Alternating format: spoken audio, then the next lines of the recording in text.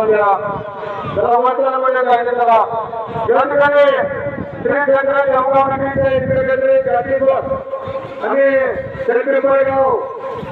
शाळेचे आदर्श शिक्षक आकाशवर झाले महाराज मोरे ग्रामदास महाराजांना या ठिकाणी नगरमधून उपस्थित आपलं स्वागत आणि हार्दिक अभिनंदन इकडे भाऊकर नगरीचे उपयोगी सर्वांचं वगैरे उपस्थित सर्वांचं स्वागत